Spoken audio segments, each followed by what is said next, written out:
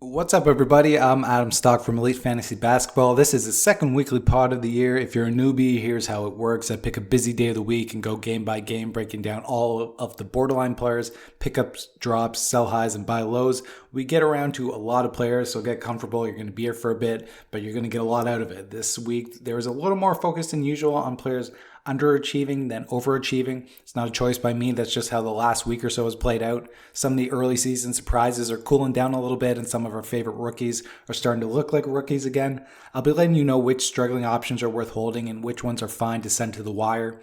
If you haven't already, smash that subscribe button. I promise you that move will get you some extra wins this year. We'll start with the Hawks against the Celtics. The Hawks took this one down by 11. On the Atlanta side, we got another glimpse of life without DeAndre Hunter. Herter is the main beneficiary here. Despite dealing with some hamstring soreness, he played 31, which is great to see. Suggests he's healthy. He put up a big line of 19 points, 5 threes, 5 boards, and a steal. He's an ad in 12-team leagues, although he's not a high upside play. Even with Hunter out, there's still a lot of mouths to feed in Atlanta. I expect him to be more of a top 125 guy as long as Hunter is out. In 14 and deeper, he's must-add. Cam Reddish also had a big game with 19 points, three steals, and a block. Cam's more of a flyer. He's hard to trust. He didn't do much in the Hawks' first 2 games without Hunter, and he's been mostly bad after the first week and a half this season. Fine dad in 14-team leagues, but I view him as more of a streamer in 12 and shallower. He's inefficient points, average threes and steals, and not much else these days. Gallo also gets a bump. He's a real nice ad in deeper leagues. He's played at least 25 in each of the 3 games the Hawks have played without Hunter. He hasn't played well in those 3 games, but if the minutes are there, he should eventually be pretty useful in 14-team leagues. In 12, he's more of a watch. Definitely a nice streamer for points, threes, and free throw percentage, but if he's just playing around 25, would probably be just low end and expendable. If he was to get in the 28-29 range eventually, then I would definitely pick him up. Bogdanovich is locked into a 30-minute role, and I wouldn't expect too much of a change in his role going forward, even with Hunter out.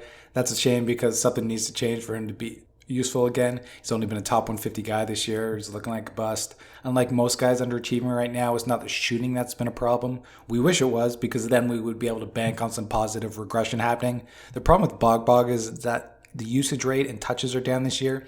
His usage rate is down 3.7% for his last year, and his potential assists are way down as well. It's possible he gets super hot at some point like he did over the second half of last season and gets back into the top 100 that way. But on nights when he's shooting just average, not even bad, just average, he's just going to be a low-end option this year. He's a bit of a buy low, but I'd only give up like a top 120 guy for him. No Time Lord on the Celtics side, so we got a little more Al Horford than usual, and he put up a monster line. He's still got it, which is not really a surprise if you rostered him last year when he was with OKC. His permanent numbers last year were pretty nasty. He just didn't play that much. Horford's been a top 20 guy so far. I wouldn't value him that high due to the rest and injury risk, but I wouldn't be moving him for less than a top 50 player. He's going to be damn good on a per game basis all year. He could easily end up as like a 3rd round guy on a per game basis. Marcus Smart had 8 points, 11 dimes, and 2 steals. He's turned it up a few notches lately, although Jaylen Brown's return will cause his assist rate to chill out a little bit. I love him as a buy low target and punt field goal percentage the next time he goes through a bad stretch. Obviously, you don't want to do it now because he's been hot over the last week. His floor is around the top 60 in punt field goal percentage. Ceiling's inside of the top 30. He got there a couple years ago. Schroeder played 31 and had 15 points with 3 steals. He's a hold for now, but I'd try to move him if you can. If you can get a top 100 guy for him, I would consider that a win. When Jaylen Brown is back, Schroeder will be more of a top 140-ish guy. Grant Williams had 18, and we can write that off as a fluke for now. We did have another 18-point game early in the season, but usually he just gets a couple baskets a night. Maybe he can turn into a low-end 16-teamer if Time Lord misses a bunch of time, but there isn't much long-term upside here. Next up is the Nets versus the Cavs. The Nets won by only 10, so the big boys played their regular minutes. KD and Harden both had great games, and so did Mills and LMA. Mills had 21 with 6 threes and nothing else. Sounds like Joe Harris could be out for a bit. It sounds like he's out at least a few games. So if you need points and threes and don't mind taking a hit everywhere else, Patty's fine as a short-term ad. LMA is going to be very up and down this year. He's going to be a little matchup dependent, but when he's been up, he's been really good, so he needs to be on a 12-team roster. His field goal percentage just refuses to come down. He's still sitting at 58% from the field this year. That's allowed him to be a borderline top 100 guy, which makes him a clear 12-team pickup. Will it last all year? Probably not. If he drops down to 50% from the floor, which is still nice because he is taking a lot of outside shots, he'll be expendable. You could call him a sell high, but I doubt that you could get anything decent for him. No one is sitting around thinking like, man, I really need to get LMA on my roster right now. Bruce Brown had a nice punt points game. He had 10 boards, 5 assists, and 2 steals. More of a 14-teamer at the moment, but he can work in shallow leagues if you're punting points. The Cavs lineup was ugly due to all the injuries. Ed Davis, who I'm betting most people do not know is on the Cavs, started, which tells you how beat up their front court is. Dean Wade also started and played 37. It's tough sledding for the Cavs right now. Rubio led the way with 25 points. He's going to be a mid-round guy in friendly builds until Sexton is back. I wouldn't be selling high yet. Enjoy the big numbers for another month or so and then start looking at your trade options. Okoro played 39, which is something we should not really care about. He's one of the least productive players in the league on a per minute basis and isn't even a 16-team guy in a massive role. Caleb had a nice game with 11 and 9 in only 21 minutes. Nice deep league guy with Mobley out. He's not going to play a ton, but he will play a little more than usual until the rookie is back. Just watch out for the Cavs schedule. It's not a great streamer this week. After the game against the Warriors tonight, the Cavs are off until Monday. Osman only played 19, which was a bit of a surprise. I would have thought he'd be 28 plus. I'd hold in deeper leagues for now and stream in 12. He did play 30 in the Cavs' last 2 games, so I'm not sure that the small role could stick. Could have just been a matchup issue. The next game we were looking at is the Hornets' 10-point win over the Wizards. This was a low-scoring game. It was only 97-87, so we had a lot of unfortunate lines.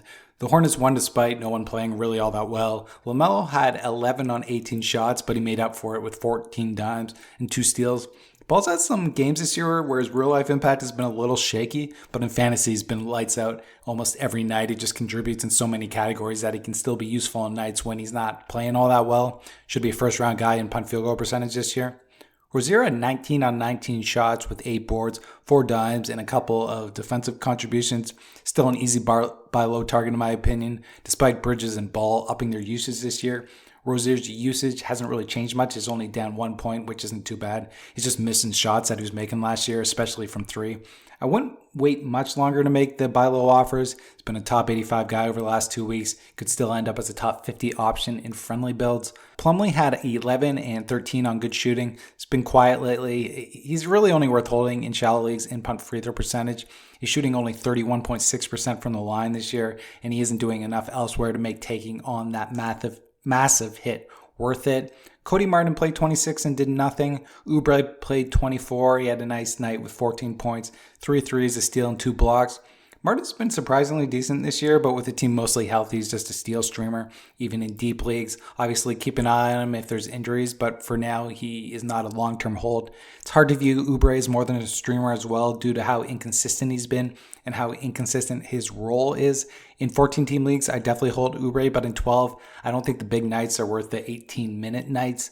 Oubre has only been a borderline top 150 guy this year, so the good games and the bad games really haven't canceled out and led to useful numbers. On the Wiz side, Beal and Harrell were fine and Gafford went off. Everyone else had poor games. Gafford went 9 for 12 from the field and finished with 20 points, 9 boards, 2 steals, and 1 block in 24 minutes. He's a hold in all category leagues. Points leagues where the setting isn't as friendly, more of a borderline guy, I'd probably hold on, but a drop is defensible if there's a no-brainer pickup there. I know some are hoping for more minutes, but I can't really see it happening. The Wizards are winning. Harrell's been great, so Gafford is probably going to be stuck in that 22-minute per game range. Dinwiddie played 28, didn't score, and he almost pulled a Tony Snell. The only stats he recorded were 3 rebounds, 2 assists, and 2 turnovers. He's someone I want no part of this year and who I would be selling after his next big game. You could get a top 100 guy for him, probably no problem, and you probably win that deal. You might even be able to do better than that. Dinwiddie had a nice start to the year, but he's fallen off fast. He's only been a top 130 guy over the last 2 weeks. That's where I think he'll probably eventually end up. His value is being held up by some unsustainable shooting at the free throw line. He's hitting 94.4% of his freebies. Usually he's in the high 70s, so expect some regression there. Plus he's sitting out during back-to-back sets, which takes away a ton of appeal, even in friendly builds. Even elite players who sit out during back-to-back sets are a pain in the butt to own. Just ask Kawhi owners last year. Borderline guys who sit out in back-to-back sets, that's really tough. Kuzma brought some nice defensive stats, but he continues to shoot horrendously both from the field and the line. He can be a borderline top 100 guy in punt field goal percentage or punt free throw percentage, but in any other build, I wouldn't want him on my roster. Pistons Pacers is next. The Pacers' nightmare season continues. I thought Carlisle would do some good work there, but that hasn't been the case so far. All of their big guys played big minutes, and they still lost to a team that is going to win around 20 games. That's tough. Cade had the line of the night on the Pistons side. He shot poorly, but he did end up with 16 points, 1 3, 8 boards, 6 assists, 2 steals, and 1 block. I absolutely love Cade as a buy low and punt field goal percentage. Field goal percentage is going to be really hard to take in other builds. It's going to tank his rankings in other builds. But in punt field goal percentage, he's really not going to have any serious flaws beyond his turnover rate.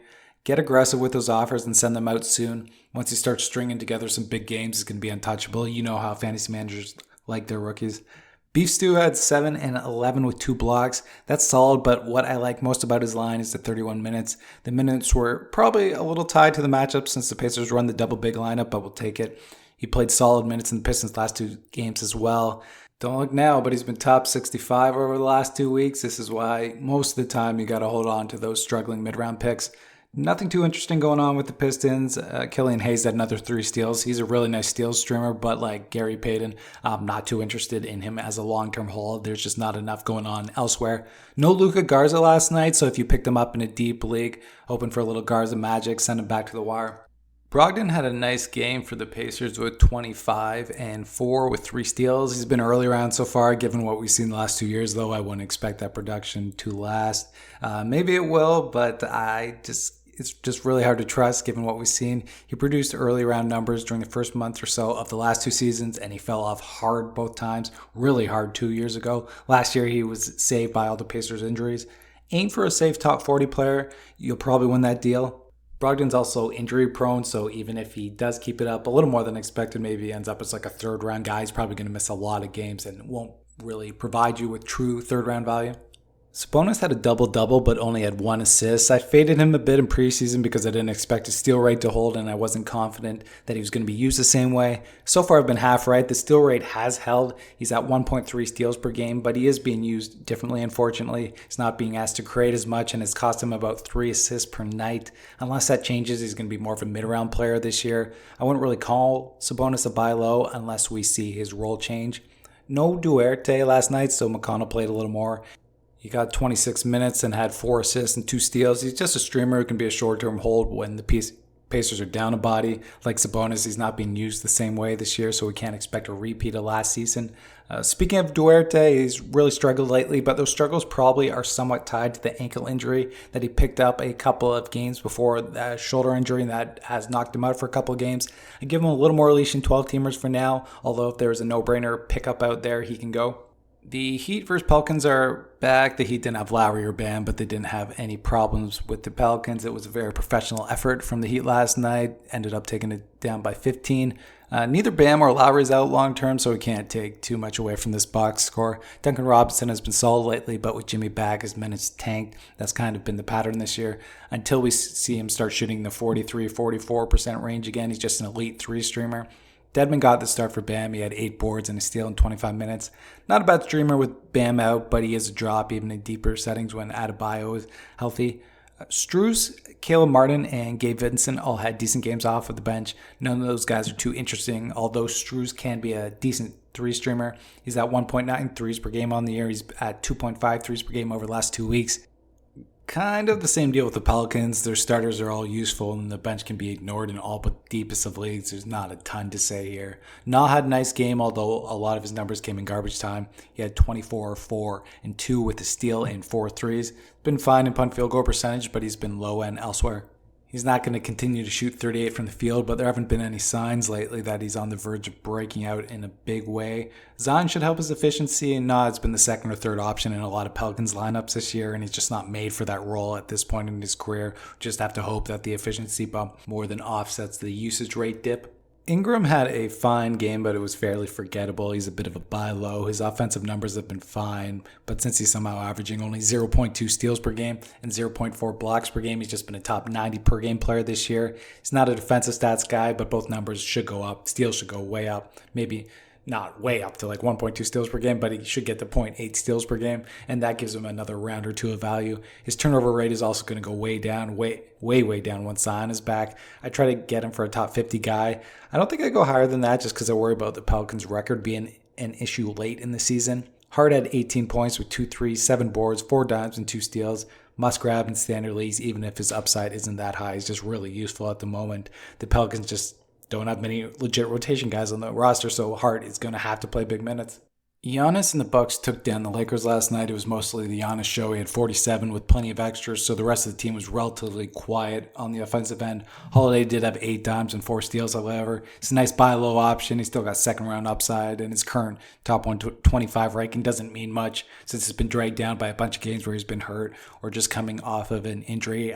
I would try to use that ranking to buy low on him, actually. I'd float a top 60 player on a heater for him and see if you can get a bite. Middleton's a buy low as well, although that's a tougher sell since he has been a top 60 player this year. His value will increase as he's not going to continue to shoot 42% from the floor. Portis had 17 with a 3 steal and a block. Must grab until Lopez is back, and then he'll just be a back-end guy after that. Maybe just top 120. Try to sell him for a safe top 100 guy. Grayson Allen only scored 5 and only had 1 3, but he did chip in 8 boards. I hope you sold high on him because his value is going to drop now that both Holiday and Middleton are back. Should still be usable in 12-teamers until DiVincenzo is healthy, but he's about to become more of a low-end option. THT had another big game for the Lakers. It looks phenomenal. It's a shame that LeBron is likely returning Friday because it does look like he's breaking out. I wouldn't drop because he's been incredible. Actually been a top 3 per game guy in his 3 appearances. Obviously, it's a small sample size, so it doesn't mean much, but that's pretty impressive. Once LeBron's back, I'm pretty skeptical that THT will be more than a low-end 12-teamer. Maybe he can flirt with the top 100 in a best-case scenario, but just since most of his value is tied to usage and touches, I'm pretty skeptical that he's going to be decent when LeBron is healthy. He's just going to lose a ton of usage. He'll also have to worry about Kendrick Nunn eventually. Melo can be dropped in 12-teamers with THT back and LeBron probably back against the Celtics. His minutes are probably going to drop off. His shooting is also going to continue to dip. He'll likely end up in the low 40s from the field, which will make it hard for Melo to be more than a top 150 guy at best. In 14-teamers, I'd hold for now, but he could be a drop soon. The Wolves took down the Kings behind big lines from Edwards and Cat. Edwards has only been a top 65 guy this year due to his weak efficiency. He's shooting 41.9% from the field and 74.5% from the line. He's also averaging 3.4 turnovers per game. However, I still value him as a top 50 guy because 1, you can really jack up his value in the right build, and 2, he's not an injury or rest risk like a lot of the guys in the top 50 are. Towns has lost a lot of usage to Edwards, but it really hasn't mattered. Cat's still posting top 4 numbers this year in 9 Cat. I doubt he continues to average 1.5 steals per game, but everything else looks sustainable.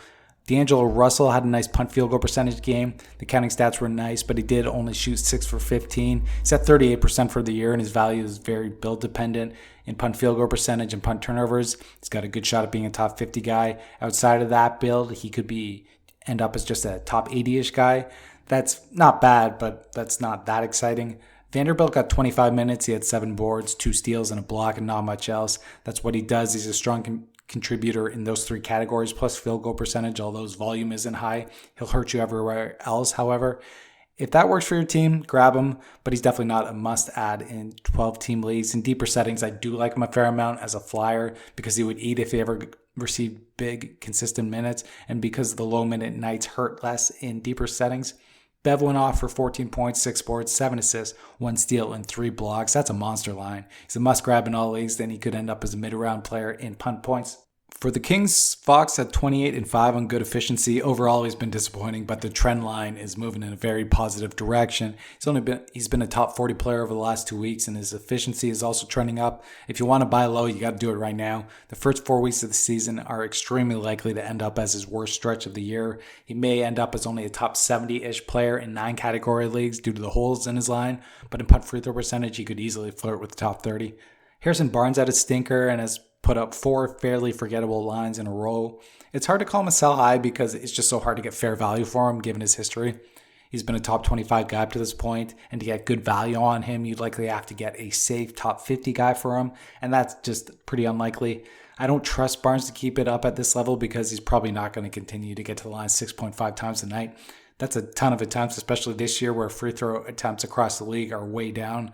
Last year, he averaged only 4.1 free throw attempts. He's also shooting better from the line than he normally does. Meadow played 25 and was fairly quiet, although he did have 8 boards and a block. I'd pick him up and give him a little leash. The opportunity's there. He doesn't have a ton of competition for playing time right now. He's been a nice per-minute producer in boards in the defensive categories in the past, although we do have to take those prior year numbers with a little grain of salt since he was mostly a garbage time player in those prior seasons. The last king that we'll talk about is Davion Mitchell. He played 21 and had 7, 4, and 4 with 3 steals. That makes 5 steals in 2 games for the Rook.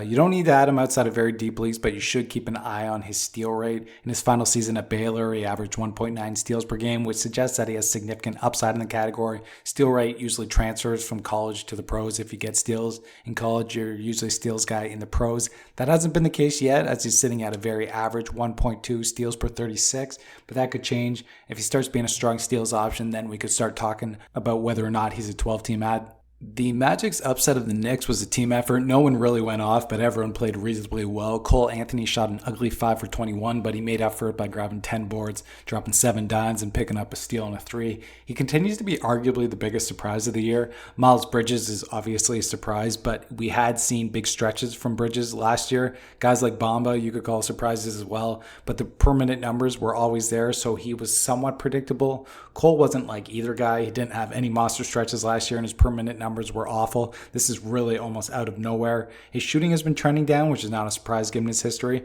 but as long as he's playing 35 a night on a team that allows him to do whatever he wants, he could keep being a top 50 player. I think he'll end up as a little less than that because I don't trust his 3-ball or his steal rate, but he's probably going to be at least a top 80 guy until Fultz is back. What happens after that is hard to say, and it's even hard to say when that will be. The Magic have not been forthcoming at all with news regarding Fultz and Isaac. Wagner had 6 and 9, but no defensive stats, which is usually not the case with the rookie. He's a pretty solid source of both steals and blocks. He's playing 30 a night and is must-hold in all leagues. Chuma is not a threat. Bamba and Carter were both great. Isaac's eventual return is going to hurt both guys, but the Magic could easily still give all 3 guys good minutes. Plus, Isaac is going to have a bunch of rest nights. I wouldn't do anything rash once we finally get an Isaac update, but again, who knows when that will be. Suggs had a nice game for once. He had 13 points, 4 assists, 3 steals, and blocks. Suggs does have nice upside in most of the counting categories, but I just can't call him a must-hold given how much he's hurting his managers night in and night out. He's barely been a top 300 player up to this point, and given his early struggles, I'm not sure his upside over the second half of the year is going to be worth the early season hits. Suggs could improve a ton and still be a top 120 guy. That's not worth a stash. You need to have mid-round upside to be worth these hits, and I'm not sure that he has that. Terrence Ross had 19 off the bench with 3 steals. He's definitely worth watching, but I wouldn't grab outside of super deep leagues. He's been surprisingly bad this year. Maybe he's checked out. It's hard to say, but he hasn't even been a 16-team guy up to this point. No disrespect to the Magic, but this was a real bad loss for the Knicks, who didn't get much from any of their starters. RJ had 17, 9, and 5 with nothing else on 19 shots. That's not great despite the nice popcorn numbers. From a fantasy standpoint, he's the same guy as last year. He's decent in points leagues, impossible to start in Roto, and really a cut in that setup, and only a low-end 12-teamer in category head-to-head leagues if you're punting one of his weak cats. I'm starting to worry about Randall as well. He had 13, 5, and 3 on poor shooting. It's looked like the old Randall, a worrisome amount of nights this year. Barely been a top 70 player on the year despite a pretty nice start. I was fading him hard in preseason, but I figured to be a little better than this. We really need to watch his minutes. Those are key. 37 minutes in back-to-back years was always a pipe dream, but we haven't even gotten 35 lately. He's been at 33 a night over the last 2 weeks. Even last year, Randall was a so-so per minute guy, so we need his minutes to get back above 35 ASAP, or he's going to continue to stall in the middle rounds. Probably even have extended stretches where he's not a top 100 guy. Mitch Robb was one of the only bright spots for the Knicks. He had 13-11 with a block and 5 for 6 shooting. He's been disappointing, but he's still useful and he needs to be held everywhere. He can still be a mid-round guy if you're punting a guard category. Fournier is a guy I'm getting a lot of questions about, which is fair. He's been terrible lately. I wouldn't call him a must-drop, but I'm fine with moving on if you're struggling or if there's a big pickup out there. He's only played 24.4 minutes per game over the Knicks' last 7. That is a shocking number given who his coach is. I don't think anyone would have predicted that coming into the year. His permanent numbers have been terrible as well, so it's not like he just needs a minute bump to get back on track. Nerlens Noel didn't play last night, but I just wanted to throw him in here as a reminder to keep an eye on him or to scoop him up if you have an open IL spot. He's going to be a mid-round guy in a lot of builds this year, and he's playing behind one of the more injury-prone players in the league. Next up is the Thunder versus the Rockets. The Thunder won by 12 and were never really threatened. They are now 6-8. Is that good for SGA? I have no idea, to be honest. You could make the argument either way. The Thunder overachieving last year early on actually worked against SGA, as it made the Thunder want to rev up the tank a little earlier. If you have SGA, you just have to cross your fingers that this year will be different. If you're not comfortable with the risk, then move him. Dort went ham again. He should be added. Just don't expect it to last. He had similar stretches last year, but at the end of the day, just a low efficiency guy. He doesn't give you much when his shot is off. He's definitely a sell high, although in sharp leagues, that probably won't be possible. I would be surprised if Dort ended up as even a top 150 guy this year. His game is just not made for 9-category leagues. Giddey had been struggling lately and hadn't been a top 200 guy over the last 2 weeks leading up to last night. Fortunately, there is nothing like a game against the Rockets to get you going again. The rookie had 14 and 11 with 2 dimes and a block. I wouldn't call him a must-hold in 10-team leagues, but in anything deeper he is. Giddey has only been a borderline standard league player up to this point, but he should trend up as the year goes on. The only other notable line on the Thunder side came from Jeremiah Robinson-Earl. The rookie big had 8 points, 9 boards, 2 steals, and a block. That's a nice line, and his role looks pretty secure, but for now, he's just a watch, even in deep leagues. He hasn't been productive against non-G League teams this year, and really is just a rebound streamer, even in deeper settings. The Rockets changed their starting lineup in the rotation, but they got the same result. Instead of swapping Tice for Şengün like we hoped, Daniel House got the start in the first half, and David Nwaba started the second half. The small ball lineup led to only 5 minutes for Şengün. I'd give him another game or two to see if more changes are made, but despite his significant upside, the rookie will be a drop if he becomes just a bit player. He can do damage in 20 minutes like we've seen, but he's not worth essentially playing a man down for. No KPJ last night, which led to a much more comfortable looking Jalen Green. It'll be interesting to see if KPJ, who's been pretty terrible this year, has the same role when he's back. Green had 21 on only 14 shots with 3 threes, 6 for 6 on the line. 3 boards and a steal. He's still just a stash, but one that someone in a 12-team league should take. Maybe it's not you because you don't want to take on the field goal percentage hit, but if you're punting field goal percentage, then you definitely want him on your roster. His upside over the second half of the season is going to be significant. Tate had a nice game with 16 and 8. He's just a borderline standard league guy due to his inconsistency. Christian Wood was horrendous with 10 points and 14 rebounds and 4 for 16 shooting from the floor and 2 for 6 shooting from the line. I would not want him on my roster in a roto league due to his free throw percentage. If you do have him, you need to bench him immediately. In head-to-head, he's a punt free throw percentage only player at this point. I'm not sure it's going to get much better. Something in his free throw stroke broke midway through last year and it hasn't recovered. It feels like the Westbrook situation. He also looks checked out, and I would not be buying low unless I was punting free throw percentage and didn't have to give up more than a top 80 player for him. You wonder if there's going to be a trade here just because he's not really adding anything to the Rockets, and it's not a good situation for Wood's career. The Mavs put up a very nice fight against the Suns without Luka, but the Suns eventually took by 7. I really don't have much to say about the Suns. They're one of the more predictable teams in fantasy. Predictable is good. Predictable we like. Booker is a top 50-ish 9-cat guy, top 35-ish 8-cat guy who can be very useful in the right build, but isn't as valuable as you think. The assists are back this year, which is great. I wasn't sure if they were going to be, but he's still got some holes in his line that prevent him from joining the truly fantasy elite. Aiden looks healthy and has put up nice numbers since getting back. He had 19 and 13 last night with a block. He's been a borderline top 50 guy. That is a ranking that's not going to last. His block rate is a little lower than usual. That should get a bump, but his value is really being dragged down by a fluky bad start from the line. He's shooting 57.9% on his 2.4 free throw attempts. If he was doing his usual mid-70s thing, he'd be a top 30 guy. And more than that, in the builds that he was likely drafted into, like punt threes, punt assists, or punt steals, should still end up as a nice third-round pick. Crowder is a borderline 12-team guy. Fine to hold in punt field goal percentage, more of a streamer outside of that build. Bridges has been disappointing, but he did have 3 steals last night, which is encouraging. We really need a steal rate to wake up, or he'll just be a forgettable top 70-ish guy. Paul couldn't shoot to save his life last night, but he did have 14 dimes. He's going to be a top 25 guy until he retires probably. He's been a first-round per-game guy this year. It's not really surprising. What is more surprising is that his body just continues to hold up. Hopefully that continues. Campaign, he's a dime streamer. JaVale, very solid big man numbers streamer. Can be a hold in 16-team leagues. That's really all that's going on with the Suns bench. Cam Johnson's been pretty poor this year. Porzingis led the way on the Mavs side with an inefficient 21, but he brought the goods elsewhere. He had 2 threes, 8 boards, 7 assists, which were due to Luka being out, 1 steal, and 2 blocks. Besides the dimes, nothing too surprising there. The per-game production has never been the problem. There's a very good chance that Porzingis ends up as a second-round per-game player this year. Whether or not to trade for him, you could probably buy low on him. It comes down to your risk appetite. If you're fine with getting maybe 60 games from him and being scared to death during the entire fantasy playoffs, you could probably get him at a discount. Hardaway got 23 shots with Luka out. He scored 22 with a couple steals. He's really cooled off since the hot start, and he's just a 12th or 13th man in 12-team leagues and 14-team leagues. He should definitely be rostered. DFS had 9 and 7 with 3 triples. Same deal as last year, viable in 12-team leagues, but no upside. Jalen Brunson at 18, 9 and 9 with 2 threes and no steals. He's a must-grab even in shallow leagues. His role is bigger this year than it was last year, so it's possible that his top 100 numbers can come close to sticking.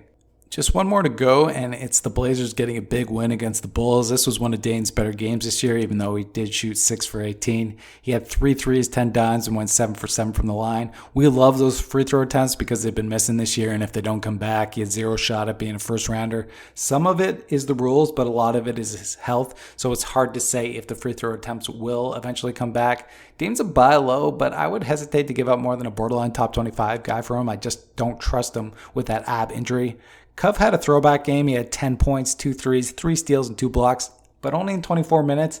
I'm holding everywhere, but I'm a little worried due to how he's been used lately. Covington hasn't played more than 24 minutes in any of the Blazers' last 5 games. Watch his minutes closely.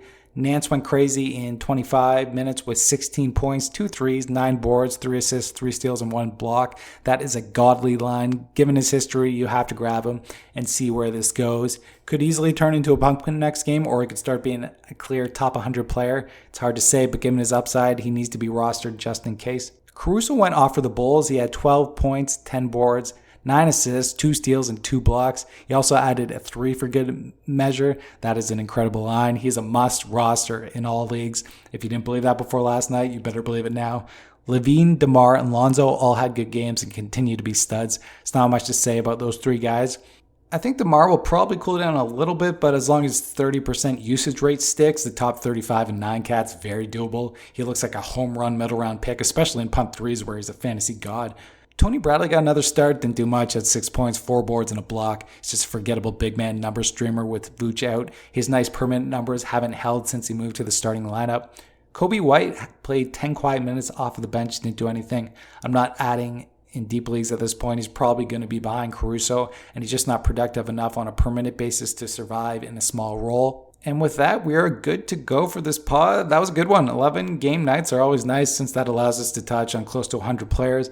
As always, feel free to reach out to me on Twitter at AdamGStock if you have a question, or on Elite Fantasy Basketball Slack group if you are a subscriber. I try to get to the Slack group first. I'll see you next week. Same place, same time. Thanks for listening, guys.